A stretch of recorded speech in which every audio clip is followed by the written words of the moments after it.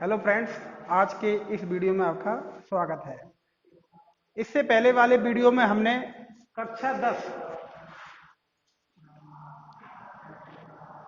की प्रश्नावली 15 जिसका नाम है वृत्त से संबंधित आकृतियों का क्षेत्रफल एवं परिमाप, इसके सूत्रों को हमने इससे वृत्त से संबंधित जो आकृति है उनके क्षेत्रफल और परिमाप और चाप की लंबाई के सूत्रों को हमने पढ़ लिया है और समझ भी लिया है। तो उन सूत्रों में टाइम के अभाव के वजह से जो एक आकृति थी वृत्तखंड, उसके सूत्रों को मैंने उसमें लिखा तो दिया था, पर वो उनके बारे में समझा नहीं पाया था कि वो किस तरीके से उत्पन्न या व्युत्पन्न हुए थे। तो ये है हमारा एक वृत्त, ये है वृत्त का केंद्र और ये है वृत्त की जीवा। वृत्त की जीवा वृत्त को दो असमान भागों में विभाजित करती है, जिसमें जो छोटा भाग होता है वो कहलाता है लघु वृत्तखंड। तो ये है आपका लघु वृत्तखंड और ऊपर वाला जो भाग है वो है आपका दीर्घ वृत्तखंड और ये है जीवा। तो सबसे पहले बात चलती है कि वृत्तखंड क्या है। तो वृत्तखंड वृत्त के किसी चाप, जैसे ये चाप लिया और ये जीवा, वृत्त के किसी चाप और उस चाप की संगत जीवा द्वारा घिरा हुआ क्षेत्र वृत्तखंड कहलाता है। तो यहां पर जो ये जीवा है इसके संगत ये चाप भी है और ये चाप भी है, लेकिन वो दीर्घ चाप है, ये लघु चाप है। यदि जीवा के संगत आपने लघु चाप लिया तो वो जो वृत्तखंड बनेगा वो अर्धवृत्त से छोटा बनेगा, इसलिए इसको लघु वृत्तखंड कहते हैं। और उधर वाला जो वृत्तखंड बन रहा है ये दीर्घ वृत्तखंड है, क्योंकि ये अर्धवृत्त से बड़ा है। तो वृत्तखंड की परिभाषा क्या है? वृत्त के किसी चाप के संगत जीवा द्वारा घिरा हुआ क्षेत्र, यानी वृत्त के किसी चाप और जीवा द्वारा घिरा हुआ क्षेत्र वृत्तखंड कहलाता है। वृत्तखंड होते हैं दो तरीके से, एक लघु वृत्तखंड और एक दीर्घ वृत्तखंड। लघु वृत्तखंड क्या होता है? अर्धवृत्त से छोटा होता है। दीर्घ वृत्तखंड अर्धवृत्त से बड़ा होता है, जैसे आपको यहाँ पे मैंने समझाने की कोशिश करी है। इससे पहले वाले वीडियो में मैंने सारे सूत्र जो आपको बताए थे, तो उसमें लघु वृत्तखंड के क्षेत्रफल का सूत्र बताया था थीटा बटे 360 pi r square minus 1/2 r square sine theta. तो ये कहां से आया था, इसके बारे में उस वीडियो में टाइम के अभाव की वजह से मैं आपको नहीं बता पाया था। तो अब मैं आपको बताऊंगा कि लघु वृत्तखंड का क्षेत्रफल ये कहां से होता है। तो सबसे पहले आपके सामने मैं यहां पे एक चीज बनाता हूं, ये है आपका एक वृत्त। यदि आपका एक ये वृत्त है और ये है इसका लघु वृत्तखंड, इधर वाला ये वाला, ध्यान से देखें, और ये है इसकी जीवा, और जीवा द्वारा केंद्र पर आंतरिक कोण यदि ये थीटा है और वृत्त की त्रिज्या ये आर है, तो इस थीटा और आर ज्ञात हो तो हम इस लघु वृत्तखंड का क्षेत्रफल निकाल सकते हैं इस सूत्र का इस्तेमाल करके। पर बात यह है कि ये सूत्र आया कहां से, बना कैसे? तो ये कहां से आया, ध्यान दिलाता हूं। अब थोड़ी देर आप यहां देखें कि ये पूरी जो आकृति है, जिसमें मैं यहां पे ऐसे इसको छायांकित कर रहा हूं कि ये आकृति क्या है, तो आपको पता चलेगा ये एक त्रिज्यखंड है। इस त्रिज्यखंड का क्षेत्रफल क्या होगा? थीटा बटे 360 पाई आर स्क्वायर। ये इस त्रिज्यखंड का क्षेत्रफल है जिसके चाप द्वारा केंद्र पर आंतरिक कोण थीटा और उससे उसके संगत जो वृत्त है उसकी त्रिज्या आर हो। तो अब यदि आप इस चाप के संगत एक जीवा खींचे, इस चाप के संगत एक जीवा खींचे, तो ये त्रिज्यखंड के दो भाग कर देता है, जिसको मैंने इस तरीके से दो तरीके से दर्शाने की कोशिश करी है। तो एक तो ऊपर वाला ये भाग और एक ये भाग। तो ये जो भाग आपको दिख रहा है, जिसको मैंने थोड़ा स्क्वायर बना बना के इसको छायांकित किया है। तो ये वाला जो भाग है ये कहलाता है लघु वृत्तखंड, जो अभी आपको मैंने यहां बताया। तो ये लघु वृत्तखंड किसमें से बचा, किससे बना, ये त्रिज्यखंड में से बचा। पर बचेगा कब, जब आप उस त्रिभुज को हटा दोगे। इसलिए यहां पे समझने की बात है कि लघु वृत्तखंड का क्षेत्रफल बराबर होगा त्रिज्यखंड का क्षेत्रफल जो भी बनाया था माइनस त्रिभुज OAB का क्षेत्रफल।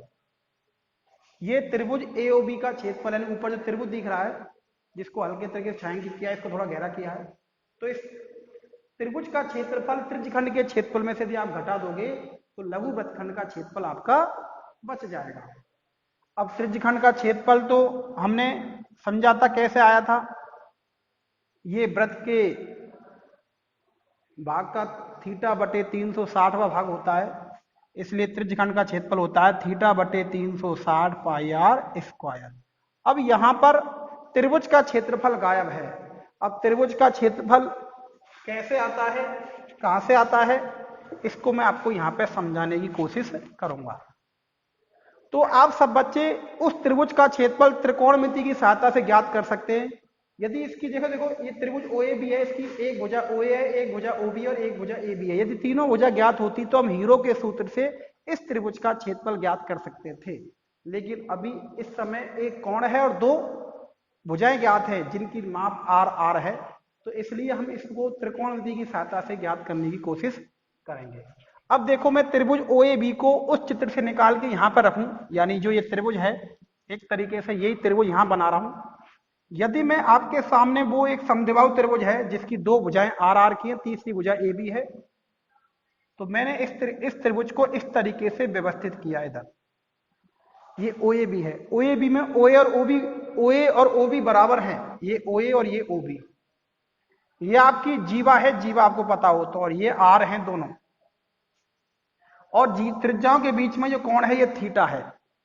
अब इस त्रिभुज का क्षेत्रफल यदि आपको चाहिए तो त्रिभुज का क्षेत्रफल के कई सूत्र होते हैं, जिसमें सबसे सामान्य सूत्र होता है किसी त्रिभुज का क्षेत्रफल का सूत्र 1/2 आधार गुणा ऊंचाई।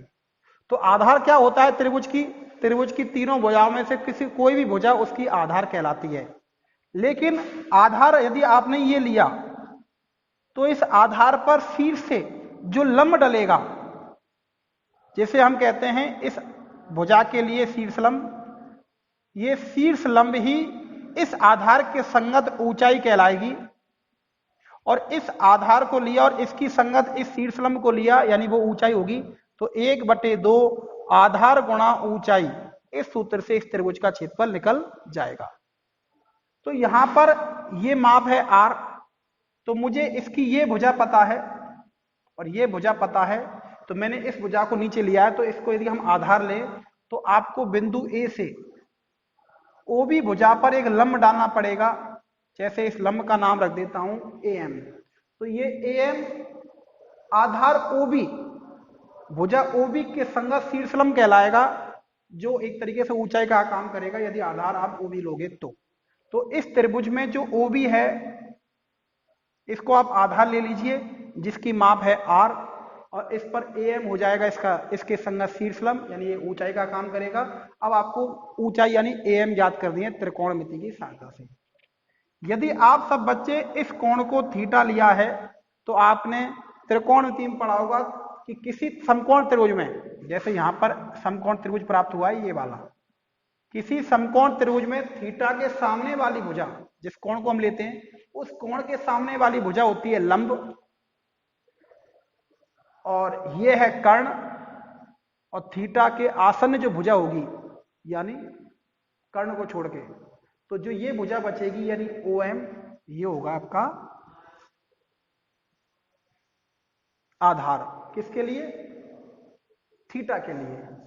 तो इस θ के संगत ये तो आपका हो गया लंब, और ये हो गया आधार, ये हो गया कर्ण। लेकिन आपको इस समकोण त्रिभुज में आपको दो माप पता है, सॉरी, इसमें से आपको एक ही माप पता है, वो भी क्या? आपको कर्ण।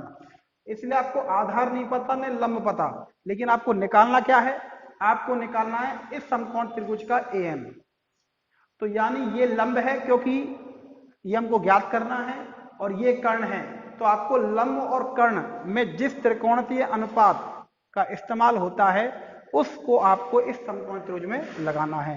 तो समकोण त्रिभुज OMA में आप उस 6 त्रिकोणीय अनुपात sine cos tan cos x sec cot, उस त्रिकोणीय अनुपात को आप यूज कर सकते हैं जिसमें लंब और कर्ण काम आती है। तो साइन अच्छा रहेगा, साइन थीटा बराबर होता है लंब बटे कर्ण। तो यह आएगा साइन थीटा बराबर, इसका लंब है आपका AM और इसका कर्ण है आपका OA। OA की माप कितनी है R, इसलिए AM बराबर आ जाएगा R साइन थीटा, यानी आपकी AM, यानी एक तरीके से यह आपकी ऊंचाई आ चुकी है, ये ऊंचाई आ चुकी है आपकी। और यदि आपको अब इस त्रिभुज का क्षेत्रफल चाहिए, यदि आपको इस त्रिभुज का क्षेत्रफल चाहिए, सॉरी उधर रहने, इधर, यदि आपको त्रिभुज OAB का क्षेत्रफल चाहिए तो इसका सूत्र है 1/2 आधार गुणा ऊंचाई। आधार कौन आया OB और ऊंचाई कौन आई AM, और OB की लंबाई है R, OB की लंबाई है R और AM की लंबाई आपने निकाली R साइन थीटा। इस वजह से यह आएगा 1/2 R स्क्वायर साइन थीटा। तो ये इस त्रिभुज का क्षेत्रफल आता है त्रिकोणमिति की सहायता से 1/2 R स्क्वायर साइन थीटा, और हम इस त्रिभुज का क्षेत्रफल लिख देंगे 1/2 R स्क्वायर साइन थीटा। तो इसलिए त्रिभुज OAB का क्षेत्रफल आता है त्रिकोणमिति की सहायता से 1/2 R स्क्वायर साइन थीटा। इस तरीके से लघु वृत्तखंड का क्षेत्रफल क्या आया, त्रिज्यखंड का क्षेत्रफल माइनस त्रिभुज का क्षेत्रफल।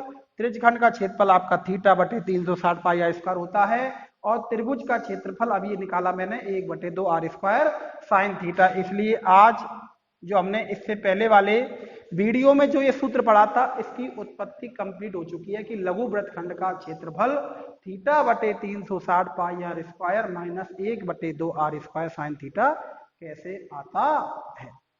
तो इस तरीके से आप सबको ये लघु वृत्तखंड के क्षेत्रफल को सूत्र को याद रखना है। तो इसलिए आपको केवल ये सूत्र फिलहाल में याद रखना है, पर आपको ये तरीका भी सीखना है, क्योंकि कोई परिस्थिति ऐसी आए जब आपको ये गणना इस तरीके से निकालनी पड़े, तो इसलिए आपको ये सीखना है जिससे आपको दिक्कत नहीं। वैसे सारे जो क्वेश्चन वगैरह हैं वो इस सूत्र को डायरेक्ट याद करने से सॉल्व हो जाएंगे। अब आपको यहां पे मैं बताता हूं कि दीर्घ वृत्तखंड का क्षेत्रफल, दीर्घ वृत्तखंड क्या होता है अभी बताया था मैंने। जैसे ये आपका वृत्त है और यदि ये आपने जीवा खींची तो ये तो बना लघु वृत्तखंड, ऊपर का बचा दीर्घ वृत्तखंड। तो दीर्घ वृत्तखंड का क्षेत्रफल कैसे बना, पूरे वृत्त में से यदि लघु वृत्तखंड हटा दें या घटा दें, पूरे वृत्त में से लघु वृत्तखंड हटा दें या घटा दें तो दीर्घ वृत्तखंड बचता है। तो दीर्घ वृत्तखंड का सूत्र भी इस तरीके से बनता है, कैसे, वृत्त का क्षेत्रफल माइनस लघु वृत्तखंड का क्षेत्रफल। तो इस तरीके से आप सबको ये सूत्र याद रखना है। तो दीर्घ वृत्तखंड का क्षेत्रफल लघु वृत्तखंड के सूत्र पर निर्भर करता है। अच्छा, पहले आपको लघु वृत्तखंड निकालना पड़ेगा तब दीर्घ निकलेगा। अब मैं चाहता तो इस सूत्र को यहाँ पे रख के इस तरीके से बना सकता था। तो इस तरीके से आप सबको ये दीर्घ वृत्तखंड का सूत्र भी इसी से बना है, लघु वृत्तखंड से। इसी में आपको जब मैंने इससे पहले वाले वीडियो में बताया था, तो इस समय जैसे कभी परिमाप निकालना हो लघु वृत्तखंड का, तो आपको ये चाप और जीवा निकालनी पड़ती है, फिर इनको जोड़ना पड़ता है। या दीर्घ वृत्तखंड का परिमाप निकालें तो दीर्घ चाप और ये जीवा जोड़नी पड़ती है। तो ये जीवा कैसे आएगी, तो जीवा भी आप त्रिकोणमिति की सहायता से निकाल सकते हैं। लेकिन इसमें अभी थोड़ी देर पहले जो गणना कराई थी उस तरीके से उस त्रिभुज को नहीं रखना है, आपको जैसा त्रिभुज है वही लेना है। इस तरीके से उठा के डायरेक्ट, जैसे ये त्रिभुज OAB, यदि त्रिभुज OAB में ये दोनों माप बराबर हैं यानी त्रिज्या है, और वो कोण थीटा है, यानी कौन सा कोण, ये वाला कोण, ये आपका कोण थीटा है। यदि आप सब ओ से यदि ए बी पर लंब डालें ओ एम, ओ से ए बी पर एक शीर्ष लंब या लंब डालें ओ एम,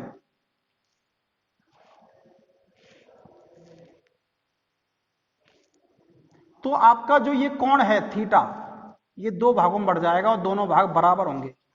लेकिन बराबर कैसे आए बता देता हूं दोबारा। आप इन दोनों त्रिभुजों को देखोगे अगल बगल में, तो ये दोनों त्रिभुज बिल्कुल सर्वांगसम होंगे। ये दोनों त्रिभुज बिल्कुल सर्वांगसम होंगे क्योंकि दोनों का कर्ण एक जैसा है, दोनों में समकोण है। ये दोनों की ये लंब जो है आपने डाला है OM, ये उभयनिष्ठ है, इसलिए त्रिभुज सर्वांगसम है समकोण कर्ण भुजा नियम से। इसलिए आपके दोनों त्रिभुज सर्वांगसम है, तो ये वाला कोण और वो वाला कोण यानी कौन सा AOM और BOM बराबर होंगे।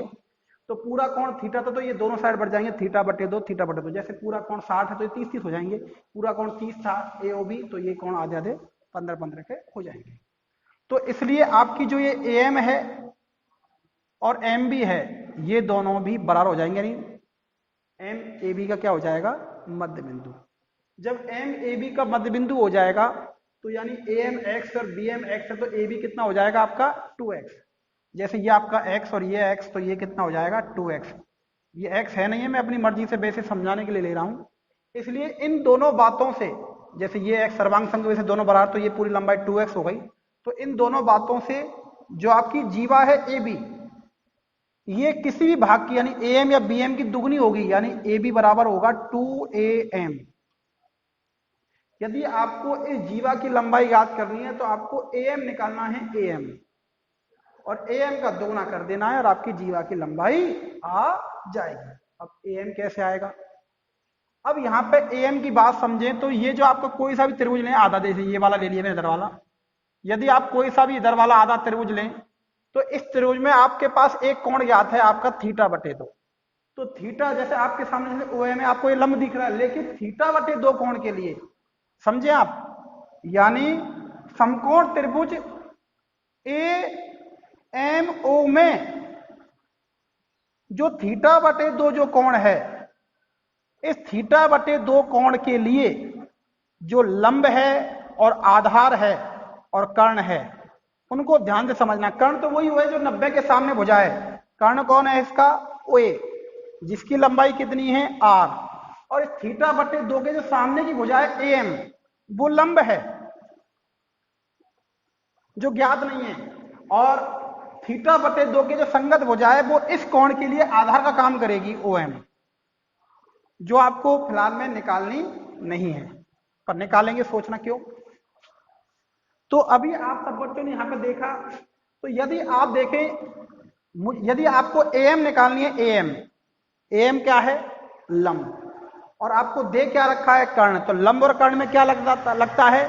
साइन या कोसेक, तो इसलिए साइन सही रहेगा। इसलिए इस त्रिभुज में साइन थीटा बटे दो लगाएं सूत्र, क्योंकि कोण इसमें थीटा बटे दो है।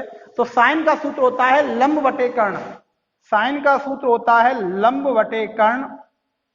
तो इसलिए साइन थीटा बटे दो बराबर लंब बटे कर्ण। क्या सूत्र है? साइन का लंब बटे कर्ण। तो लंब कौन है इसका?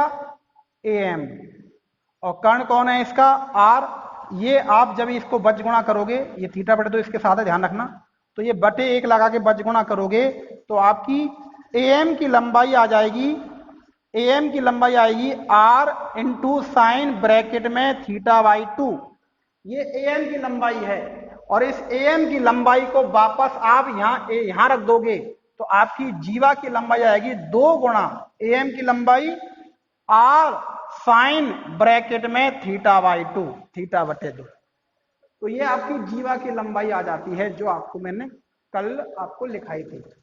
तो इसलिए आज आपको त्रिकोणमिति की सहायता से ये पता चल चुका है कि लघु वृत्तखंड में या दीर्घ वृत्तखंड में इस तरीके से ये जीवा है, उस जीवा द्वारा केंद्र पर आंतरिक कोण थीटा और उसके उस वृत्त की त्रिज्या R है। तो जीवा का सूत्र होता है 2R साइन ब्रैकेट में थीटा बाई 2। तो ये आपकी जीवा का सूत्र हो गया। जब ये आपके सामने मैंने इतनी उत्पत्ति करी है, तो उसी समय आप सब बच्चों को एक चीज बताना चाहता हूं कि लघु वृत्तखंड का क्षेत्रफल ये भी है, और यदि कभी कोण, जैसे कभी कोण हुआ थीटा का मान 120 डिग्री, थीटा का मान 120 डिग्री हुआ तो हमारी जो 10वीं क्लास की त्रिकोणमिति है जिसमें कुछ विशेष कोणों के त्रिकोणमितीय अनुपात ज्ञात करते हैं, उनमें साइन 120 का मान नहीं है हमारी किताब में। 11वीं क्लास या 12वीं क्लास आप सीख जाओगे साइन 120 का मान क्या होता है, साइन 150 का मान क्या होता है, कितने डिग्री का मान निकाल सकते हैं वैसे हम। तो वहां पे आपको ये सूत्र लागू नहीं होगा, क्योंकि आप साइन 120 का मान कैसे निकालेंगे, आपकी बुक में तो है नहीं है साइन 120 डिग्री का मान। इसलिए आपको या तो वो साइन 120 के मान वो याद करने पड़ेंगे, या आप चाहें तो इस कंडीशन के हिसाब से सूत्र बदल सकते हैं, या आप जो मैं समझा रहा हूं इस तरीके से पूरे प्रश्न को कोण को जो 60 को दो हिस्सों में बांट के, सॉरी 120 को दो हिस्सों में 60-60 बांट के कर सकते हैं। तो मैं सूत्र ही बता देता हूं, लघु वृत्तखंड का दूसरा सूत्र, वो सूत्र कब लागू रहेगा, जब थीटा का मान 120 यानी 90 से ज्यादा हो, जैसे आपके पास कोई मान नहीं है वो वहां से ज्यादा हो। तो दिखाता हूं, जैसे आपको मान लो OM ज्ञात करना है, जैसे आपको OM ज्ञात करना है, ध्यान से देखना आपके पास जीवा क्या आई, यानी AB की लंबाई क्या आई, आपको पता चल चुका है। तो यहीं पर यदि आप जैसे देखें, आप ये आधार है और ये कर्ण है, यदि आप OM को निकालना चाहें तो आप आधार और कर्ण में जो त्रिकोणमितीय अनुपात यूज होता है वो लगाएंगे। और कौन सा अनुपात यूज होता है हमारा, कॉस। कॉस इसका कोण θ/2 है, तो कॉस का सूत्र होता है, कॉस थीटा बराबर होता है, थीटा कोई भी हो सकता है कोई भी कोण, तो कॉस A या कॉस B या कॉस थीटा या कॉस θ/2 बराबर होता है उस त्रिभुज की कौन सी भुजा, आधार बटे कर्ण। तो उस त्रिभुज की आधार भुजा, कौन सी भुजा, आधार। तो यह आएगा आपका आधार बटे कर्ण। और आपका आधार कौन है इसमें, आपका आधार कौन है इसमें, देखें, कॉस ब्रैकेट में θ/2 इंटू आधार है आपका OM, और इसमें कर्ण कौन है आपका R, इसलिए OM की लंबाई आएगी R कॉस ब्रैकेट में θ/2। अब देखें आपके पास OM की लंबाई आ गई। अब जैसे आप इस त्रिभुज AOB का सूत्र, त्रिभुज का AOB का क्षेत्रफल निकालना चाहें, त्रिभुज AOB का क्षेत्रफल, तो त्रिभुज के क्षेत्रफल का सूत्र होता है 1/2 आधार गुणा ऊंचाई, और इस त्रिभुज का आधार है AB और ऊंचाई है इस पे OM, और AB यानी जीवा आपने कितनी निकाली, जीवा ये वाली, तो यहां रखोगे 2R साइन ब्रैकेट में θ/2, और OM आपने कितना निकाला, R cos theta, R cos θ/2, 2 से 2 कट जाएगा और आपका आएगा R गुणा R R square sine bracket में θ/2 इंटू कॉस θ/2। इस तरीके से त्रिभुज AOB का क्षेत्रफल ये भी आ सकता है। तो ये और ये दोनों जो निकाला अभी मैंने, ये वाला 1/2 R स्क्वायर साइन थीटा और एक ये निकाला, इन दोनों से आंसर सेम आएगा, क्योंकि आप ये मत सोचो इसमें दो जने आ गए साइन कॉस। देखो यहाँ पे ये थीटा का फर्क है दोनों में, ये थीटा है, ये θ/2 है। यदि आप यहाँ पे कोई भी थीटा कोई भी R लेके 1/2 R स्क्वायर साइन थीटा का मान निकालेंगे और आप R स्क्वायर साइन θ/2 कॉस θ/2 निकालेंगे तो समान आएगा। लेकिन ये सूत्र कब सही अच्छा रहेगा, जब आपका थीटा का मान 120 डिग्री है तब।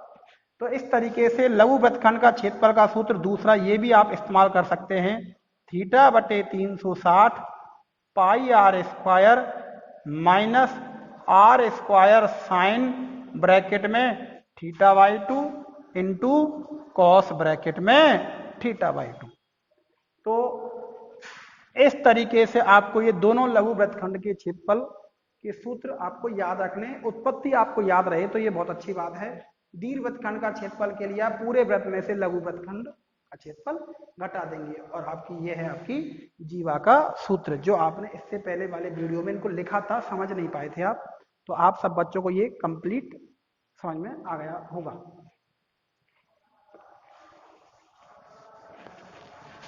यदि आपको एक बार कम समझ में आता है तो आप इस वीडियो को 2 बार 3 बार थोड़ा ध्यान से देखेंगे तो आपको ये कंप्लीट पता चल जाएगा। तो वैसे आप इन सभी उत्पत्ति को याद रख सके तो अच्छी बात है, नहीं तो आपको सूत्र तो कम से कम इस पूरी प्रश्नावली को करने के लिए याद रखने ही हैं। इसके बाद ये तो हुए हमारे वृत्त से संबंधित आकृतियों के क्षेत्रफल और परिमाप, इस वीडियो का ये भाग और इससे पहले वाला जो वीडियो था उसमें। अब क्या करेंगे हम, इस प्रश्नावली को सीखने के लिए हमको पुरानी क्लासों के अन्य महत्वपूर्ण सूत्रों को भी याद रखना है, जिससे इस पूरी प्रश्नावली में जो भी कुछ काम आए वो आपको एक साथ इकट्ठा नोट रहे। तो इसलिए अन्य महत्वपूर्ण सूत्र एवं बातें,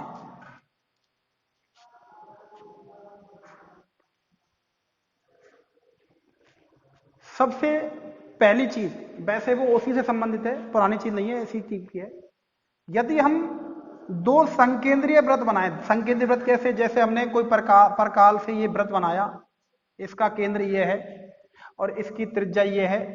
यदि हमने इसकी त्रिज्या कम या ज्यादा कर दी और इसी को केंद्र माना इसको, तो ये जैसे आपने इसकी त्रिज्या बड़ी करी तो आपके सामने ये दूसरा वृत्त इस तरीके से आएगा बाहर, ये चारों तरफ से बराबर रहेगा, ऐसे चौड़ाई जैसे ये वाली चौड़ाई, तो ये कहलाएगा संकेंद्रीय, ये कहलाएंगे दो संकेंद्रीय वृत्त। दो संकेंद्रीय वृत्त किसे कहते हैं? ऐसे दो वृत्त जिनका केंद्र एक ही होता है उन्हें दो संकेंद्रीय वृत्त कहते हैं। दो क्या, तीन भी हो सकते हैं, यानी संकेंद्रीय वृत्त की परिभाषा है दो या दो से अधिक ऐसे वृत्त जिनका केंद्र एक ही होता है वे सभी संकेंद्रीय वृत्त कहलाते हैं। अब जैसे मैंने दो संकेंद्रीय वृत्त बनाए, जैसे इसकी त्रिज्या है छोटी आर, इसकी त्रिज्या है बड़ी आर, तो जो आपके सामने ये दिख रही है ये जगह, तो ये जगह पूरी दिख रही है, मैं रंग भर दे कलर को छायांकित कर देता हूं थोड़ा, जैसे ये जगह दिख रही है आपकी पूरी, ये वाली, जिस भाग को मैं छायांकित आपके सामने कर रहा हूं ये आकृति कहलाती है दो संकेंद्रीय वृत्तों द्वारा परिबद्ध क्षेत्र। ये जगह कहलाती है दो संकेंद्रीय वृत्तों से परिबद्ध क्षेत्र। दो संकेंद्रीय वृत्तों द्वारा परिबद्ध क्षेत्र, यदि इस क्षेत्र का, यदि आपको इसका क्षेत्रफल ज्ञात करना है, यानी इसका एरिया ज्ञात करना है, तो आपको बड़े वृत्त के क्षेत्रफल में से छोटे वृत्त का क्षेत्रफल घटाना पड़ेगा। तो आप क्या करोगे, बड़े वृत्त का क्षेत्रफल pi capital R square minus pi small r square करना पड़ेगा। फिर आप इसमें से पाई कॉमन ले लोगे, बड़ा आर स्क्वायर माइनस छोटा आर स्क्वायर। तो ये आपका दो संकेंद्रीय वृत्तों द्वारा परिबद्ध क्षेत्र का क्षेत्रफल का सूत्र तैयार हो जाएगा। यदि आप चाहें तो इसमें एक गुणनखंड के सूत्र a square minus b square का इस्तेमाल कर सकते हैं।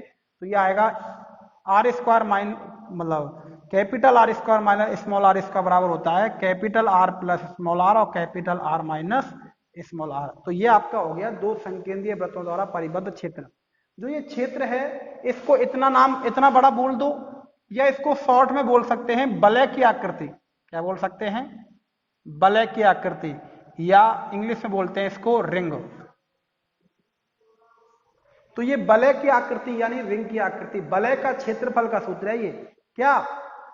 पाई ब्रैकेट में कैपिटल आर स्क्वायर माइनस छोटा आर स्मॉल आर स्क्वायर, या पाई ब्रैकेट में बड़ा आर प्लस छोटा आर, बड़ा आर माइनस छोटा आर। तो ये आपका वलय का सूत्र है। ये भी आपके सामने कई बार काम आता है। कई सारे ऐसे प्रश्न आएंगे, जैसे बता देता हूँ, जैसे कभी कहीं रोड है, उस पर एक सर्कल है, इसके चारों ओर ये रास्ता बना हुआ है ऐसे चारों तरफ, तो इस रास्ते का क्षेत्रफल ज्ञात करें। तो ऐसे सवालों का क्षेत्रफल, मतलब ऐसे जो चारों तरफ मार्ग होते हैं इनका क्षेत्रफल इस सूत्र से ज्ञात किया जाता है। इसके अलावा अन्य महत्वपूर्ण बातें क्या हैं? दूसरा है आपका अन्य महत्वपूर्ण बातों में, यानी सुइयां। घड़ी के मिनट की सुई, घंटे की सुई, सेकंड की सुई। सेकंड की सुई से संबंधित कोई प्रश्न नहीं होते हैं, तो क्योंकि सेकंड की सुई थोड़ी जल्दी चलती है। मिनट की सुई, आपको पता है मिनट की सुई जो होती है, मिनट की सुई सबसे लंबी होती है, आपको बताओ, तो उसको सब बड़ी सुई भी बोलते हैं। तो मिनट की सुई होती है, जैसे कहीं पर है इस समय, कहीं पर भी, जैसे ये 3 पर है, तो मिनट की सुई दोबारा 3 पर कितनी देर बाद आएगी? 1 घंटे बाद। तो मिनट की सुई 1 घंटे बाद दोबारा उसी स्थान पर आ जाती है, इसलिए वो अपना पूरा एक चक्कर पूरा कर लेती है। और एक चक्कर पूरा करने का मतलब होता है वह अपना पूरा 360 डिग्री का कोण पूरा कर लेती है। तो घड़ी के मिनट की सुई 1 घंटे में यानी 60 मिनट में 60 मिनट में अपना एक चक्कर पूरा करती है, अर्थात 360 डिग्री का कोण बनाती है। इसलिए वो सुई 1 मिनट में आपका अपना कोण बनाएगी 360/60 यानी कितना 6 डिग्री। ऐसे घंटे की सुई के बारे में पता होगा। जैसे घंटे की सुई कहीं पर है, जैसे मान लो घंटे की सुई इस समय 12 पर है, तो दोबारा 12 पर कब आएगी? 12 घंटे बाद। दोपहर के 12 तो रात को 12 बजे आएगी, यानी कि कितने घंटे बाद? 12 घंटे बाद। इसलिए घंटे की सुई, घंटे की जो सुई है वो 12 घंटे में कितना कोण बनाती है? 12 घंटे में कोण बनाती है 360, यानी एक चक्कर यानी 360। इसलिए 1 घंटे में कितना कोण बना? 1 घंटे में इसका कोण बना 360/12 यानी कि 30 डिग्री। अब 1 घंटे में 30 डिग्री बना, 1 घंटे में कितने मिनट होते हैं? 60 मिनट। तो इसने 60 मिनट 360 लगाया, लेकिन इसने 60 मिनट में 30 डिग्री बनाया, तो इसलिए घंटे की सुई 1 मिनट में 30 डिग्री में 60 का भाग दे देंगे, जिससे कटने के बाद ये 1/2 आएगा, तो ये 1/2 डिग्री कोण बनाएगी। कौन सुई? घंटे की। घंटे की सुई आपको पता है कि 1 मिनट में ऐसा लगता है कि खिसकी नहीं, लेकिन वो खिसकती है। कितना डिग्री खिसकती है? 1 डिग्री। लेकिन मिनट की सुई खिसकती है 6 डिग्री। इसलिए आपको ये ध्यान रखना है कि घंटे की सुई और मिनट की सुई कैसे कोण बनाती है। तो घंटे की सुई 1 मिनट में कितने डिग्री का? 6 डिग्री।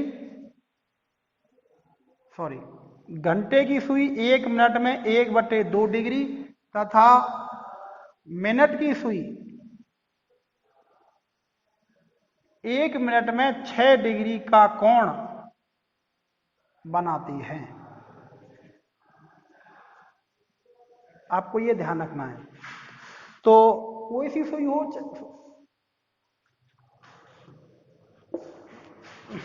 दोनों का, तीनों का कोण बनाने का जो टाइमिंग है वो थोड़ी कमती बढ़ती रहती है। जैसे घंटे की सुई 1 मिनट में आधा बनाती है, मिनट की सुई 1 मिनट में 6 बनाती है, लेकिन सेकंड की सुई तो जल्दी बहुत सारा कोण बना, क्योंकि 1 मिनट में पूरा चक्कर लगा दे तो 360 का बना देगी 1 मिनट में वो। तो इसलिए उसकी ज़्यादा जरूरत नहीं पड़ती है, इसलिए मैं उसको नोट नहीं करा रहा हूँ। तो इसलिए आपको इन दोनों सुइयों का टाइम के हिसाब से कितना कोण बनता है ये आपको ध्यान रखना है।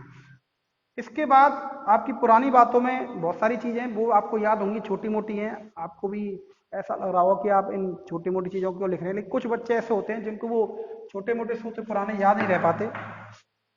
जैसे आपकी कोई तीसरी जो आकृति है वो है एक आयत। ये दोनों बराबर होती हैं, ये बराबर होती हैं।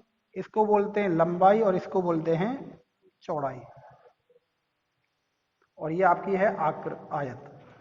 आयत का प्रत्येक कोण समकोण होता है और आमने सामने की भुजाएं समान होती है। तो आयत का क्षेत्रफल, आयत के क्षेत्रफल का सूत्र होता है लंबाई इंटू चौड़ाई, जो 4th क्लास में आपने पढ़ा हो, 4th या 5th क्लास में।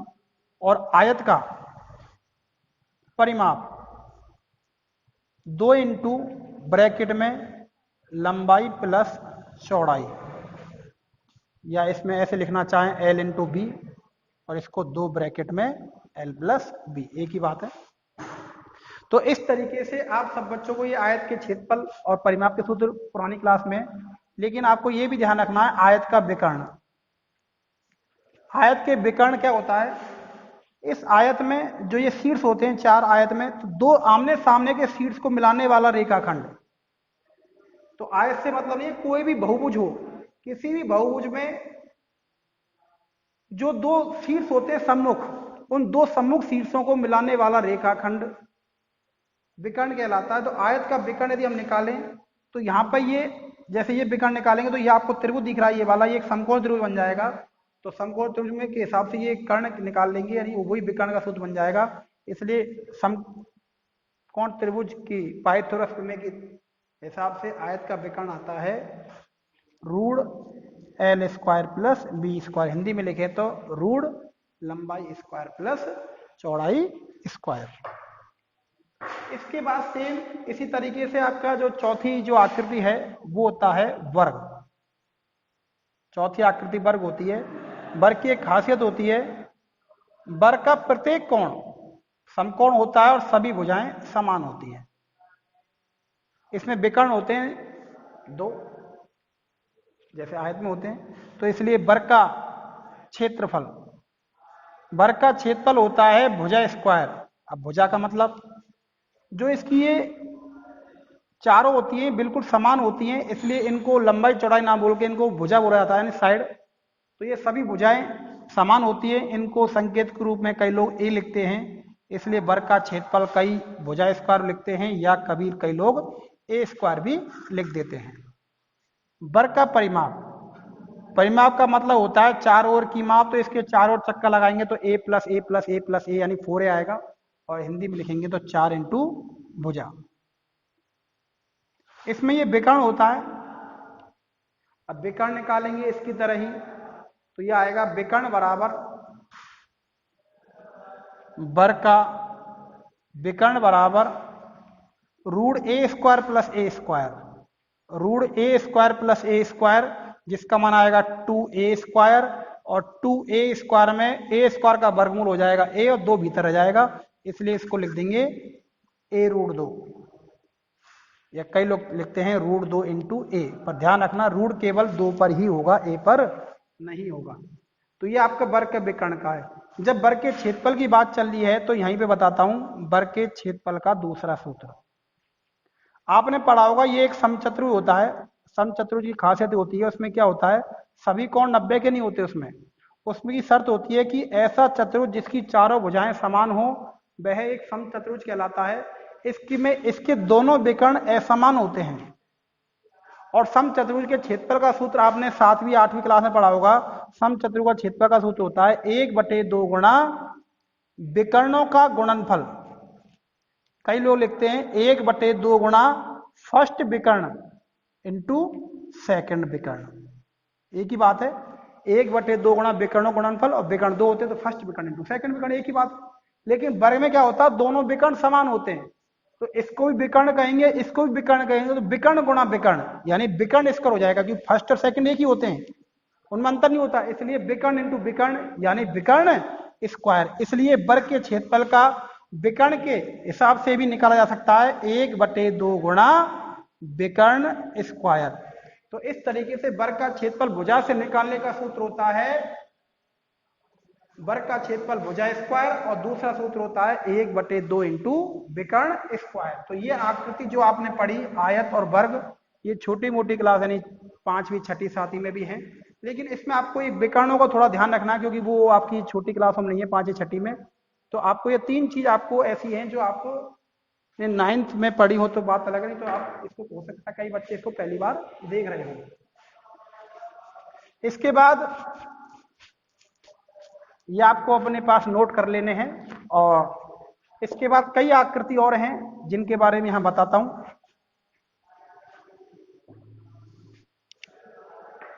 वर्ग के बाद होता है एक त्रिभुज। ऐसे होते हैं त्रिभुज, कई बार ये भुजाएं सारी अलग अलग हो सकती हैं, जिसकी भुजाओं को कहते हैं ए बी सी। यदि किसी त्रिभुज का क्षेत्रफल ज्ञात करें, यदि किसी त्रिभुज का क्षेत्रफल ज्ञात करें और इसकी तीनों भुजाएं अलग अलग हैं, तो त्रिभुज का क्षेत्रफल होता है, जिसे हीरोन के सूत्र से या हीरो के सूत्र से बोलते हैं कई लोग, और हीरोन या हीरो के सूत्र से होता है रूट एस माइनस ए, एस माइनस बी और एस माइनस सी। जहां पर ए बी सी तो त्रिभुज की तीनों भुजाएं हैं, पर एस क्या है, एस कहलाता है त्रिभुज का अर्ध परिमाप। पूरा नहीं, अर्ध, आधा। आधा मतलब तीनों भुजाओं के योग का आधा। परिमाप मतलब तीनों भुजाओं का योग, अर्ध परिमाप मतलब तीनों भुजाओं के योग का आधा। तो ये एस परिमाप नहीं है, अर्ध परिमाप है। तो इस तरीके से, और एक सूत्र तो आपने थोड़ी देर पहले देखा ही था, वे सब जानते हैं। यदि किसी का आधार दिया और उसका शीर्ष लंब दिया हो, जैसे ये आधार है और ये आधार के संगत शीर्ष लंब है, जिसे इसकी ऊंचाई कहते हैं, यदि आपको ये पता हो तो त्रिभुज का क्षेत्रफल का सूत्र होगा 1/2 आधार इंटू ऊंचाई। इसके बाद आपका है समकोण त्रिभुज। यह आपका समकोण त्रिभुज है। ऐसा त्रिभुज जिसका एक कोण 90 डिग्री का हो वह समकोण त्रिभुज कहलाता है। समकोण त्रिभुज की खासियत होती है, जैसे ये आपका त्रिभुज ABC है, नाम तो मत लिखो चाहे। इस समकोण त्रिभुज में मान लो इसे आप आधार समझे तो यह आपका लंब कहलाएगा और यह आपका कहलाएगा कर्ण। लंब आधार कर्ण में तो ये तीनों भुजाएं हैं। इन तीनों भुजाओं में एक संबंध होता है जो कई लोग इसको पाइथागोरस में से दर्शाते हैं और कई इसको बौधायन प्रमेय कहते हैं। तो दोनों में थोड़ा डिफरेंस है, लेकिन कई लोग उसको एक जैसा समझते हैं, तो इस बारे में बाद में बात करेंगे। तो इसकी जो पाइथागोरस प्रमेय है, यानी इनमें संबंध तीनों भुजाओं में क्या है, वो कर्ण स्क्वायर बराबर होता है आधार स्क्वायर प्लस लंब स्क्वायर। अब इस संबंध को कोई उल्टा सुल्टा करके लिख सकता है, जैसे लंब स्क्वायर निकालना हो तो आधार स्क्वायर घट जाएगा कर्ण में से, तो यह आएगा लंब स्क्वायर बराबर कर्ण स्क्वायर माइनस आधार स्क्वायर। और किसी को मान लो आधार स्क्वायर ज्ञात करना है तो कर्ण स्क्वायर में से लंब स्क्वायर घट जाएगा। अब जैसे ये त्रिभुज है तो ये आधार है, तो इस पर शीर्ष लंब यही हुआ, तो इसलिए समकोण त्रिभुज का क्षेत्रफल 1/2 गुणा आधार गुणा लंब, क्योंकि लंब ही इसकी ऊंचाई होती है, आधार इंटू लंब। यदि आपको कभी परिमाप ज्ञात करना हो तो तीनों भुजाओं को जोड़ दो, लंब प्लस आधार प्लस कर्ण, ये समकोण त्रिभुज का परिमाप होता है, जिसे आप ध्यान रख सकते हैं थोड़ा बहुत। तो ये भी आपने पहले पढ़ रखे हैं सारे। इसके बाद एक आकृति होती है समबाहु त्रिभुज। ऐसा त्रिभुज जिसकी सभी भुजाएं समान होती हैं, सभी का मतलब तीन ही होती है उसमें, किसी त्रिभुज की तीनों भुजाएं समान हो तो वह समबाहु त्रिभुज कहलाता है। तो ये आपका है समबाहु त्रिभुज। ये कैसा त्रिभुज था? समकोण त्रिभुज। और अब हम पढ़ रहे हैं कौन सा त्रिभुज? समबाहु त्रिभुज। समबाहु त्रिभुज का परिमाप तो बिल्कुल सरल है, तीनों भुजाओं को जोड़ दो, 3 इंटू भुजा, सभी भुजाएं समान होती हैं। इस समबाहु त्रिभुज का, समबाहु त्रिभुज जो है इसमें ये इसकी ऊंचाई होती है। समबाहु त्रिभुज में कोई सी भी भुजा को आधार ले, जैसे हमने इसको आधार लिया तो इस पे यहां से लंब डलेगा, आधार इसे लिया तो लंब वहां से डलेगा, आधार इसे लिया तो यहां से डलेगा।